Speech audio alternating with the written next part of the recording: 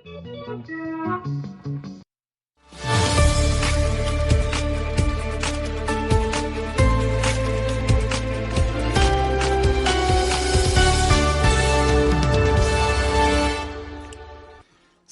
ከመይ ኣብሲኹም እዚ ድምፂ ኣሜሪካ እዩ በብዕለቱ ብ22 25 ሜትር ባንድ ሓፂር ማዕበል ካብ ዋሽንግተን ብቐጥታ ይመሓላለፍ ተወልደ ወልደ ገብርኤል ከመይ ኣምሲኹም ንሎሚ ረቡዕ 13 ጥቅምቲ 2021 ወይ 3 ጥቅምቲ 2014 መደብ ህዝቢ ምስ ህዝቢ ተረኛ እዩ ንኹነታት ድሕሪ ምርጫ ኢትዮጵያ ክምልከት እዩ ቅድሚኡ ንዋዕላ 20 ሃገራት ኣብ ኢጣልያ ክስዕብ እዩ ከምኡ ድማ ብዛዕባ ኣብ ዙርያ ዓለም ዘለዋ ኩባንያታት ክኸፍልኦ ዝግባእ ግብርን ዝምልከቱ ክልተ ፀብፃባት ኣለውና ፈኖና ብዜና ክጅምር እዩ ኣብ ምንያ ፍርቂ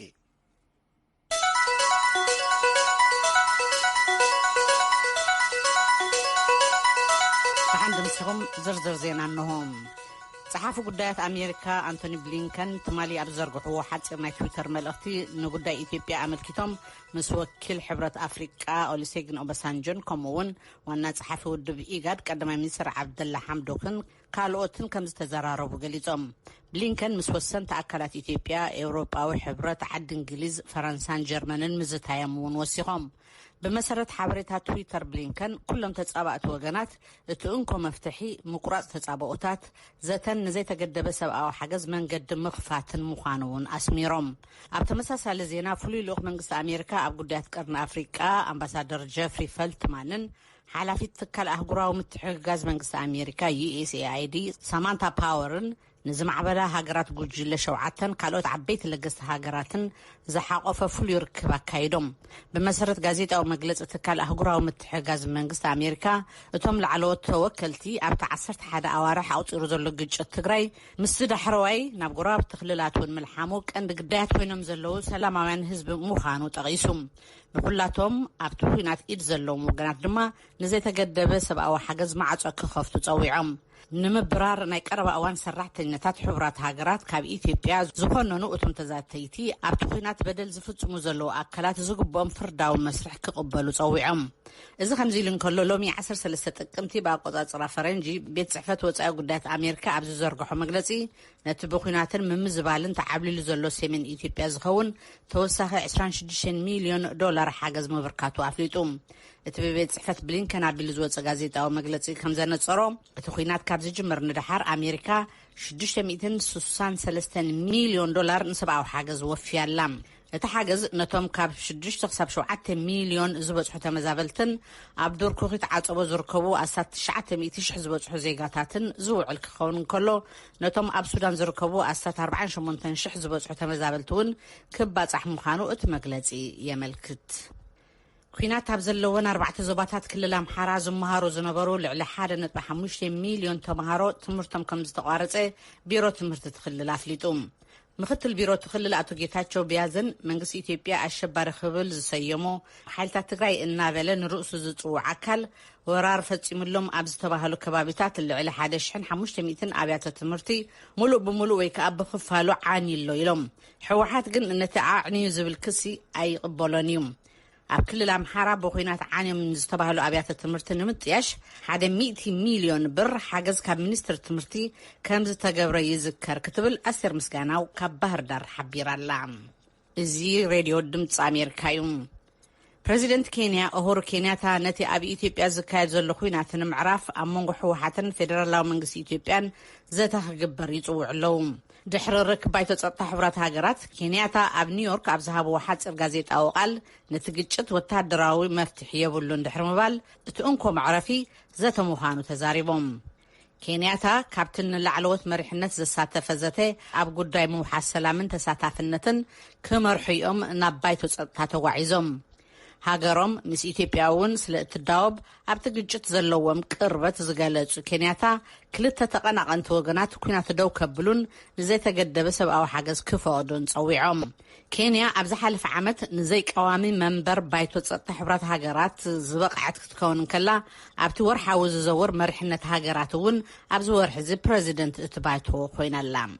እዚ ሬድዮ ድምፂ ኣሜሪካ እዩ ኣህጉራዊ ቤት ፍርዲ ንምስሕሓብ ወሰን ባሕሪ ሶማልን ኬንያን ኣመልኪቱ ዝሃቦ ብይን ሶማል ብሓጎስ ተቐቢላቶም እቲ 100,000 ትርብዒት ኪሎ ሜትር ስፍሓት ዘለዎ ኣብ ህንዳዊ ውቅያኖስ ዝርከብ ክልል ማይ መብዛሕትኡ ንሶማል ዝተዋሃበ ክኸውን ከሎ ኬንያ ግን ኣይተቐበለቶን። መሓመድ ዩሱፍ ካብ ናይሮቢ ዝለኣኾ ጸብጸብ ኣሎ ተወልደ ወልደ ገብርኤል ከቕርቦ እዩ። ድሕሪ እቲ ብይን ዝተዛረበ ፕሬዚደንት ሶማልያ መሐመድ ፈርማጆ ሃገሩ ነቲ ኣህጉራዊ ሕጊ ከም እተኽብር ኣፍሊጡሎም። ኬንያ ንልዕልና ሕጊ ክተኽብርን ኣብ መንጎ ክልቴን ሃገራትን ህዝብታትን ምሕዝነት ንምድልዳል ነቲ ብይን ከም ጽቡቕ ኣጋጣሚ ክትጥቀመሉን ሶማልያውያን ተስፋ ይገብሩ ኢሉ ብምስዓብ ፕሬዚደንት ፈርማጆም። ክልቴን ሃገራት ካብ 2014 ጀሚረን ብዛዕባ እቲ ዘዋስነን ባሕሪ ክሰሓሓባ ጸኒሐን እየን። ድሕሪ 7 ዓመት ግን ፕሬዚደንት ኣህጉራዊ መገባእያ ዋን ዶንጉ እዚ ቤት ፍርዲ ካብ ማእከል ቀጥታ መስመር ብ29 ናብቲ ሓፈሻዊ ኣንፈት ወሰን ባሕሪ ምስ ታሕተዋይ መስመር ተራኺቡ ከም ዝምልከት ገይሩ ወሲኑሎ ኢሉ እዚ ዳኛ። ኬንያ ግን በቲ ብይን ከም ዘይትቕየድ ኣፍሊጣላ። ፕሬዚደንት ኡሁሩ ኬንያታ እቲ ቤት ፍርዲ ኣብቲ ጉዳይ ስልጣን የብሉን ክብል ነቒፍዎ ኣሎ እኳ ደኣ ንምሕዝነት ክልቴን ሃገራት ዝጐዲ እዩ ኢሉ ኬንያታ። ኬንያ ኣቐዲሙ ዝተገብረ ሓበራዊ ስምምዕ ኣሎ ትብል። እቲ ቤት ፍርዲ ግን ኬንያ ዝፈረመቶ ስምምዕ እቲ ጉዳይ ኣብ ምስሕሓብ ከም ዘሎ ዝሕብር ጥራይ እዩ ይብል። ሕጂ ኩሎም ዳያኑት ቤት ፍርዲ ኣብ መንጎ ክልቴን ሃገራት ዝተገብረ ስምምዕ ከም ዘየለዮም ወሲኖም። እቲ ቤት ፍርዲ ሕጂ ንሰሜን ገጹ ቁሩብ ምትዕርራይ ብምግባር ዳርጋ ብምልኡ ነቲ ዘሰሓሕብ ባሕሪ ናብ ሶማልያ ገይርዎ ኣሎ። እቲ ኣብ ደሄግ ዝመደበሩ ቤት ፍርዲ ብኻል ወገን ነቲ ሶማል ዘቕረበቶ ኬንያ ኣብቲ ቦታ ኢኮኖምያዊ ምንቅስቓሳት ጌራ እያ እሞ ካሕሳ ይወሃበኒ ዝብል ሕቶ ኣይተቐበሎን። ሕጂ እቲ ዞባ ከም ግብረ ሽበራ ንዝበለ ጸገማት ኣብ ዝተቐልዓሉ ኩነታት ክልቴን ሃገራት ብኸመይ ነቲ ኩነታት ይሕዝኦ ብሕጂ ዝረአዩ ዝኸውን ይብል ጋዜጠኛ መሓመድ ዩሱፍ። ነመስግነካ ተወልደ። እዚ ሬድዮ ድምፂ ኣሜሪካ እዩ። ባይተ ወከልቲ ህዝቢ ኣሜሪካ ንመጠን ዕዳታ ሃገር ንሓፂር ግዜ ክውስኽ ኣጽዲቑ። On this vote, the yeas are 219, the nays are 206. እቲ ብ219 ደገፍ 206 ተቃውሞ ዝሓለፈ ውሳኔ ንልዝብ ምቕራቡ ብዝምልከት ግን ተቃውሞ ከም ዘይነበሮ ተገሊጹሎም። እቲ ትማሊ ምሸት ዝተኻየደ ከይዲ ምሃብ ድምፂ ፌደራል መንግስቲ ወጻኢታቱ ክሳብ ታሕሳስ ንኽኸፍል ዘኽእሎ እዩ። እዚ ከዓ ነቲ ዘሎ 28.4 ትሪልዮን ዶላር ብ480 ቢልዮን ዶላር ክሳብ 3 ታሕሳስ ክውስኽ ዝገብር እዩ። እዚ ዝኸውን ዘሎ ሰነት ኣብ ዝሓለፈ ሰሙን ነቲ ጉዳይ ድሕሪ ምጽዳቕ እዩ። ፕሬዚደንት ባይደን ክፍርሙሉ ከዓ ናብኦም ክመራሕ እዩ። ኣብዚ ኣብ ሕቡራት ሃገራት ኣሜሪካ ክፍለ ግዛት ካሊፎርንያ ዝተላዕለ ባርዕ ሓዊ በረኻ ንሓደ ቀንዲ ጽርግያ ደቡባዊ ካሊፎርንያ ንሳልሳይ መዓልቲ ክዕጾን ኣብቲ ከባቢ እቲ ባርዕ ሓዊ ብሰንኪ ሓያል ንፋስ ስለ ዝተጋደደ ነበርቲ ካብቲ ከባቢ ክወጹን ትእዛዝ ተዋሂቡሎም። እቲ ባርዕ ሓዊ በረኻ ናብ ዝበዝሐ ክፍሊ ካሊፎርንያ ከይዛመት እውን ስጋኣት ፈጢሩሎም። መምሕዳር ሳንታ ባርበራ ትማሊ ኣዋጅ ህጹጽ ሓደጋ ኣውጅሎም። ዜና እምበኣር በዚ ተፈጺሙሎም።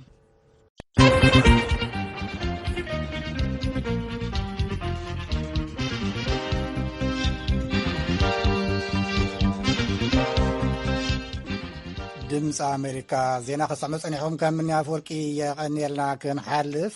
ትማሊ ሰሉስ ብዝተጸውዐ ህጹጽ ኣኼባ ኣብ ጣልያን ዝተረኸቡ መራሕቲ ሃገራት ጉጅለ 20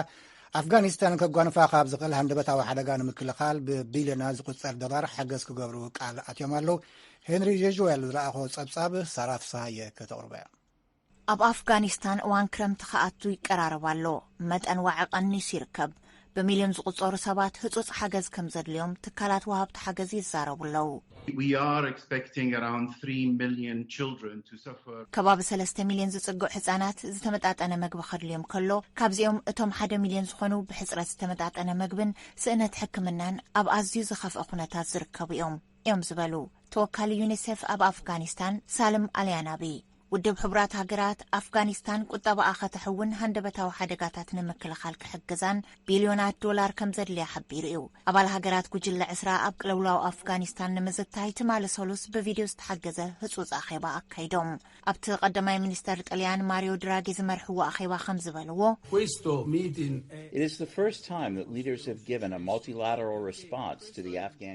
እዚ ንፈለማ እዋን እዩ መራሕቲ ንቅልውላው ኣፍጋኒስታን ሓበራዊ ምላሽ ክህቡ ኣፍጋኒስታን معقوبيت عالم لخ ግብረ ሽባራውያን ክትከውን ካብ ዘይምድላይ ዘበገሶ ሓበራዊ ስምምዕነት ዝፈጠሮ እዩ እዮም ዝበሉ። ሕብረት ኣውሮፓ 1.2 ቢልዮን ዶላር ንኣፍጋኒስታንን ጎረባብቲ ሃገራትን ክህብ ቃል ዝኣተወ ኮይኑ እቲ ሓገዝ በቶም ኣብ መሬት ወሪዶም ዝሰርሑ ዘለው ዓለም ለኸ ትካላት ኣቢሉ ክባጽሕ ይወሲኑ። ኣሜሪካ ኣብዚ ዓመት ጥራሕ ስጋብ ሕዚ 330 ሚልዮን ዶላር ቃል ዝኣተወት ኮይና ፕሬዚዳንት ጆ ባይደን ኣብቲ ኣኼባ ጉጅለ 20 ከም ዝበልዎ ገንዘባዊ ሓገዝ ንጣሊባን ከይወሃብ ክብሉ ኣተሓሳሲቦም። መራሒት ጀርመን ቻንስለር አንጌላ ማርኬል ቦገነን እቲ ጉጅለ ምልሻ መሰረታዊ መሰል ደቂ ኣንስትዮን ኣዋልድን ስጋብ ዘኽብር ኣፍልጦ ክወሃቡ ኣይግባእን ኢለን። I have said this very clearly. The Taliban government is not inclusive. That is why the issue of recognition ብግልጽ ዝዛረብ ዘለኹ ምምሕዳር ታሊባን ንኹሉ ዝሓቆፈ ይኮነን። ንዑኢ ድማ ንታሊባን ኣፍልጦ መሃብ ከም መዘራረብ ርእሰ ጉዳይ ክኸውን ዘይተደለየ ይኹን ደኣ እምበር ድሌታትን ንዓበዩ ምስ ምምጽኦም ክዘራረብሉ ግድንን ኣገዳስን እዩ እንዝበላ። ታሊባን በወገኑ ትማሊ ሰሉስ ከም ዝበሎ ማሕበረሰብ ዓለም ርከባት ናብ ዝነበርዎ ክምለሱ ክገብር ኣለዎ ኢሉ። ኣሚርካን ሙታኪ ግዚያዊ ሚኒስትር ጉዳያት ወጻኢ ኣፍጋኒስታን ከም ዝበሎ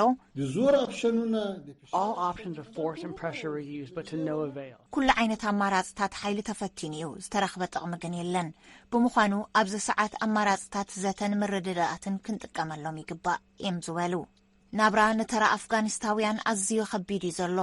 ልዑል ሕፅረት ገንዘብ ኣሎ። ብዙሓት ትካላት ንግዲ ተዓጽዮም እዮም። እዚ ድማ ስራሕ ንኽጠፍእ ምኽንያት ኮይኑ እዩ። ዝኽፈል መሃያ የለን። ዋጋ መሰረታዊ ሸቐጣ መቐጥ ብዝለዓለ ናህሪ ወሲኺ እዩ።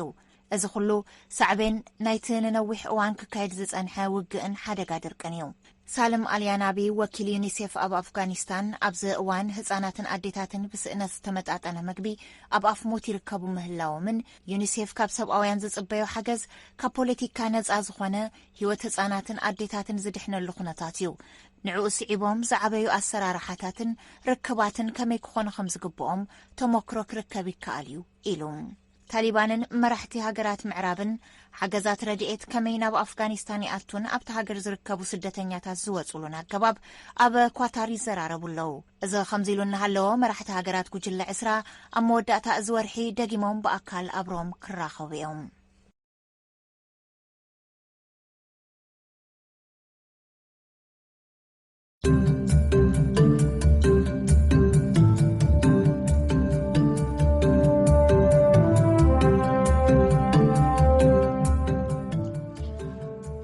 ሰማዕቲ ትሰምዑ ዘለኹም ኣብዚ ዋሽንግተን ዲሲ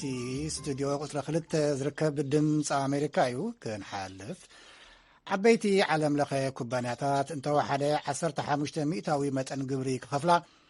ግብሪ ከይኸፍላ ዝዕንቅፈን ኩነታት ድማ ክውገድ 136 ሃገራት ተሰማሚዐን ኣለዋ። ኣብ ዋይት ሃውስ ወኪል ቪኦኤ ፓሲ ዊዳ ኩሶዋራ ከም ዝሓበረቶ ግን እቲ ስምምዕ ኣብ ግብሪ ቅድሚ መዓሉ ዓለም ብዙሕ ይጽበይ ኣሎ ትብል ገብረ መድህን ውድብ ቁጠባዊ ምትሕብባርን ልምዓትን OECD ድሕሪ ናይ 4 ዓመታት ድርድር ኣብ ዝሓለፈ ሰሙን 136 ሃገራት ዓለም ለኸ ሕግታት ግብሪ ንምምሕያሽ ተሰማሚዐን ኣለዋ። ሓደ ካብኦም ዓመታዊ እቶተን ልዕሊ 870 ሚልዮን ዶላር ዝኾና ኩባንያታት 15 ሚእታዊ ዓለም ለኸ ናይ ኮርፖሬት ግብሪ ክኸፍላ ዝብል እዩ። እቲ ካልኣይ ዓበይቲ ዓለም ለኸ ኩባንያታት ዋና ኣብያተ ጽሕፈተን ንዝርከባሉ ሃገራት ከይኮነስ ኣብቲ ዝሰርሓሉ ሃገራት ክኸፍላ ኣለዎን ዝብል እዩ። ምምሕዳር ባይደን ነቲ ስምምዕ ደጊፍዎ ኣሎ።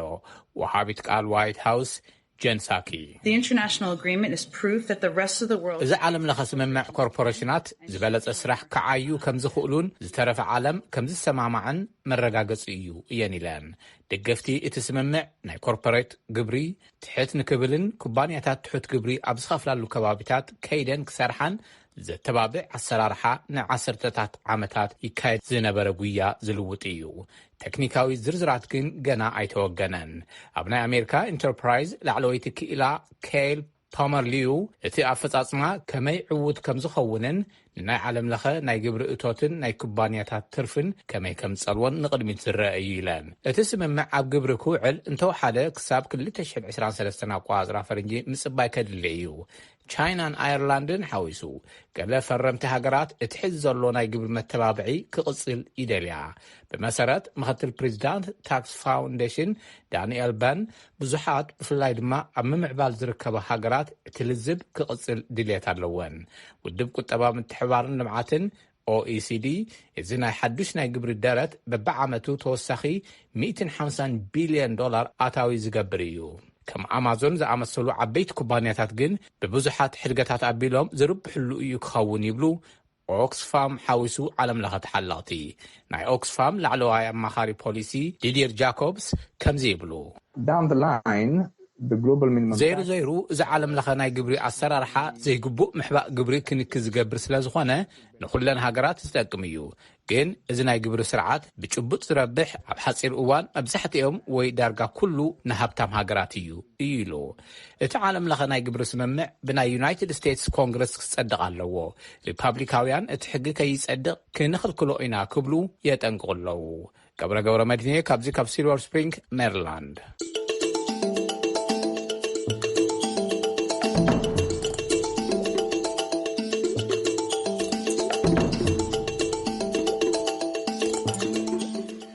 ድምፂ ኣሜሪካ ክንሓልፍ ክቡራት ሰማዕቲ ናብ ተረኛ መደብ ህዝቢ ምስ ህዝቢ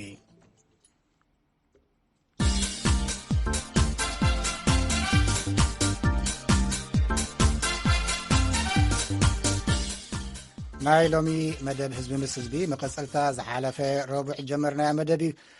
ኣብ ዝቐረባ ስልጣን ዝተረከበ ቀዳማይ ሚኒስትር ኢትዮጵያ ኣብይ ኣሕመድን ምምሕዳሩን ዝጽበዮም ብድሆታትን ዕድላትን ዝብል እዩ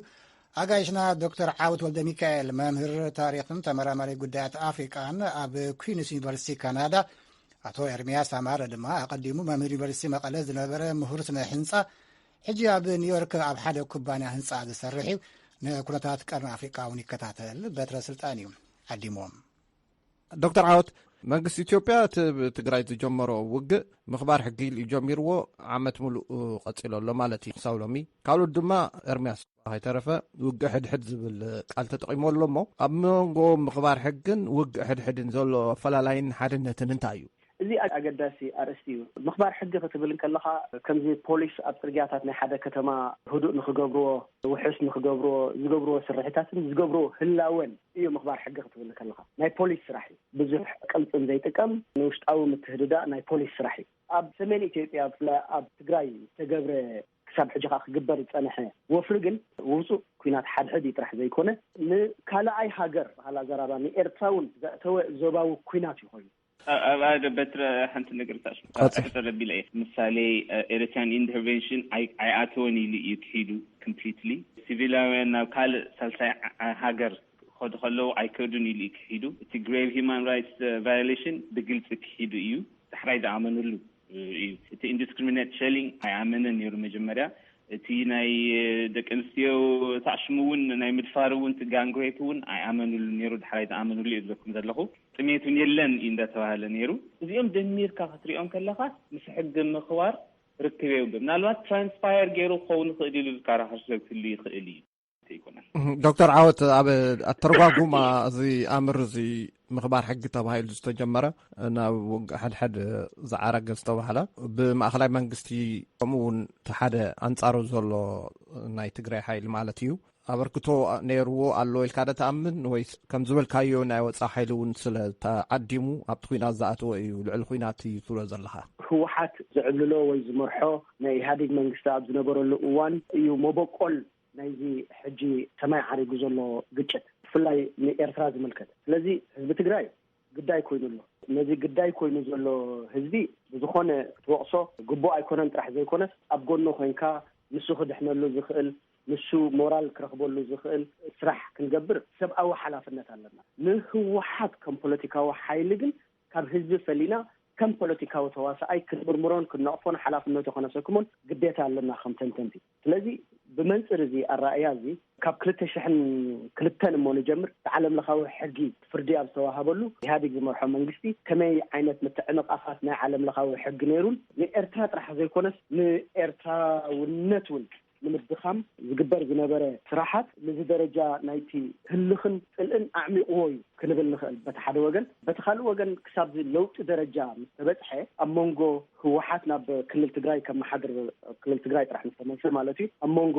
ኣብይ ዝመርሖ ናይ ኢህአዴግ ክፋል ድሓር ጥገና ዝኾነን ዝነበረ ምፍጣር ብምሉእ ንዶክተር ኣብይ ጥራሕ ከተሰክሞ ወይ ከዓ ብምሉእ ንፌደራላዊ መንግስቲ ጥራሕ ከተሰክሞ ግቡእ ኣይኮነን፣ ሓቅነት ከዓ የብሉ። ስለዚ ተራ ናይ ህወሓትን ተራ ናይ መንግስቲ ትግራይን ዓብ ነይሩ። እቶም ቀዳማይ ሚኒስትር ናይ ፈለማ ናፃ ምርጫ ኣብ ታሪክ ኢትዮጵያ ኢሎም እውን እዮም ገሊፆሞ ትሰማምዑ ዶ? ኤርምያስ መራሕቲ ኢትዮጵያ ብባህሪኦም ትሰም ዝዛረቡን ልክዕ ዝመስሎም ኩሉ ሻዕ ንሶም ስለተዛረቡ ድማ ያው ተወሰነ ክፋል ህብረተሰብ ወይ ድማ ናቶም ዝደልዮም ሰባት ናቶም እንዳጣዓሙ ክዛረቡ ከለው ልክዕ እዩ ዝመስሎም። ኣነስ ኣብ ኣፍሪካ እንደው ይቅርታ ገበረለይ ፍሪ ኤንድ ፌር ኢሌክሽን ዝበሃል ተርም ንባዕሉ ተዘይህሉ ወይ ተዝስረፍ ይሓይሽ ኣብ መንግስቲ ሬኮግናይዝ ክትገብር ትኽእል ኢኻ። ውርያት ተቃወምቲ ኣብ ዘይተሳተፍሉ ትደልዮ ነገራት ኣመቻችኻ ትገብሮ መረፃ ናፃን ፍትሓውን ወይ ድማ ስልጣን ህዝቢ ዝህብ እንዳበልካ ክትዛረብ ቁሩት ለይሰክፍ እዩ። ከም ኩሉ ሻዕ ዝዛረቡ ኣነ ዝኾነ ቦታ ሃገር እያ ከም ሃገር ድማ ትበር ዘለዋ ሃገር እያ። እሱ ትቃልሲ ግን ያው ቀጻሊ ይኸውን ማለት እዩ እምበርቲ ናይ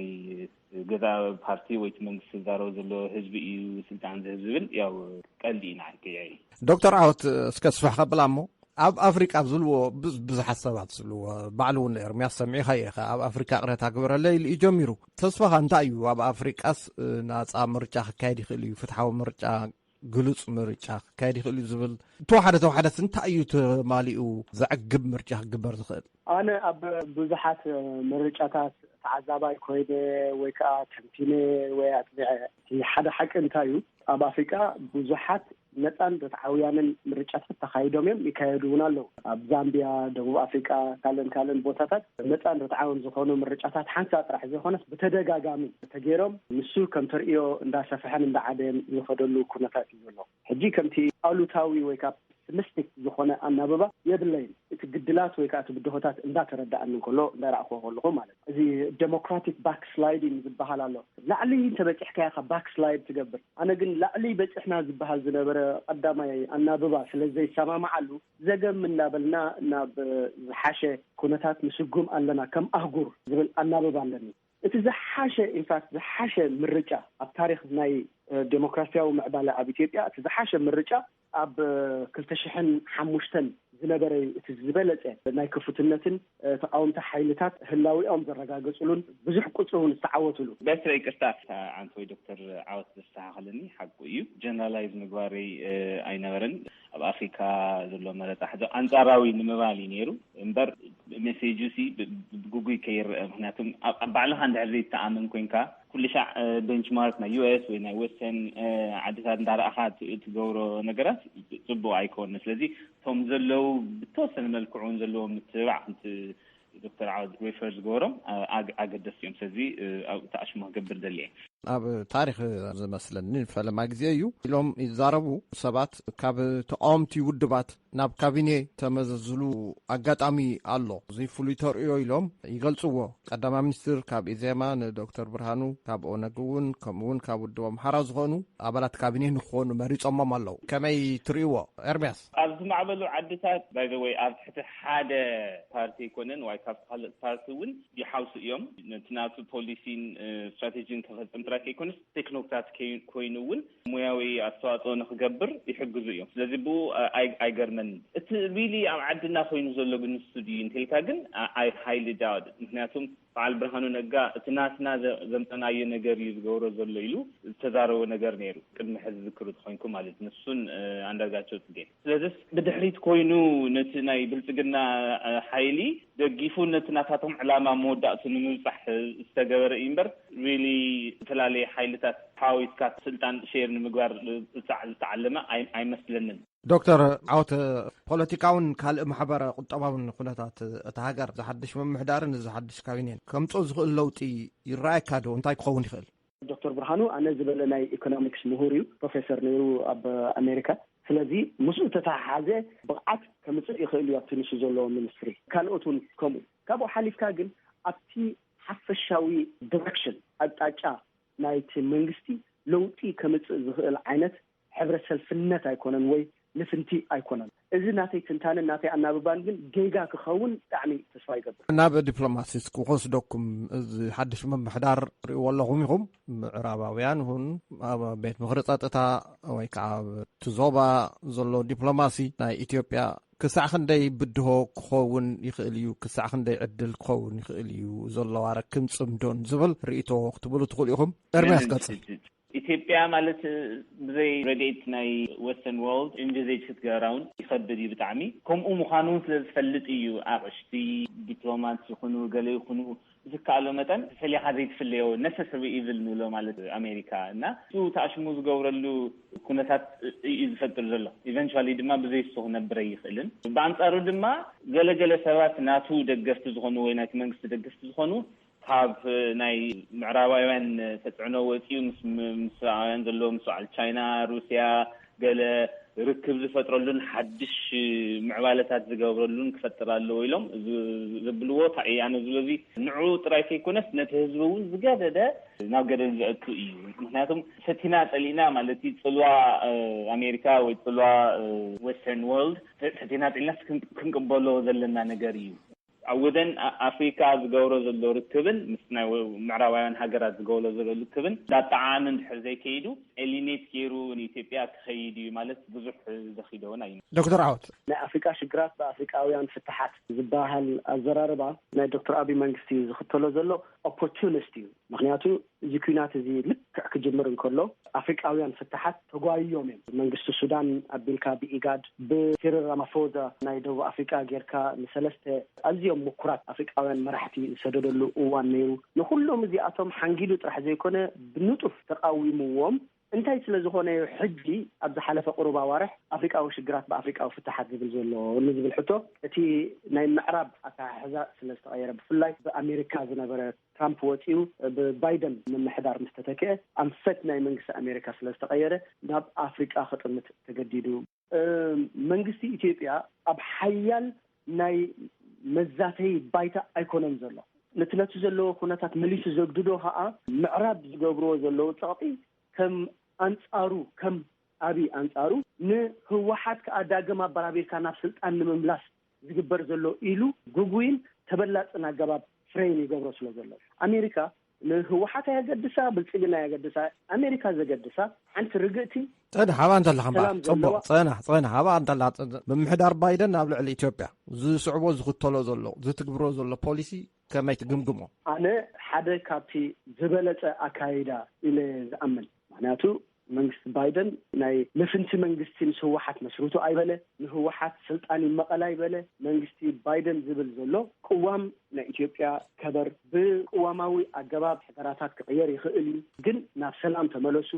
ሰብኣዊ መሰላት ናይ ግዳያት ናይ ኩናት ዝኾኑ ዘለዉ ከም ኣጋጣሚ ሕጂ ተጋሩ ጥራሕ ስለ ዝነበሩ ንዝነውሐ ግዜ ናይ ኩናት ከምዚ ናይ ትግራይ ጥራሕ ወይ ናይ ህወሓት ጥራሕ ተሓለቃ ይመስል ሕቶ ግን እቲ ኩናት ናብ ዓፈርን ናብ ኣምሓራን ምስ ምእተው ኣብ ዓፈርን ኣምሓራን ከዓ ሲቪላዊ ህዝቢ ግዳይ ምስ ኮነ መንግስቲ ኣሜሪካ እንኮላይ ነቶም ናይ ዓፈርን ናይ ኣምሓራን ግዳያት እዩ ክጣበቀሎም ይጅምር ዘሎ ሓደ ካብቲ ንመጀመርያ ግዜ ሙሉእ ብሙሉእ ዝሰማማዓሉ ፖሊሲታት ናይ መንግስቲ ኣሜሪካ ኣብ ኣፍሪካ ዘሎ ተርእዮ እዩ ብናተይ ኣናብባ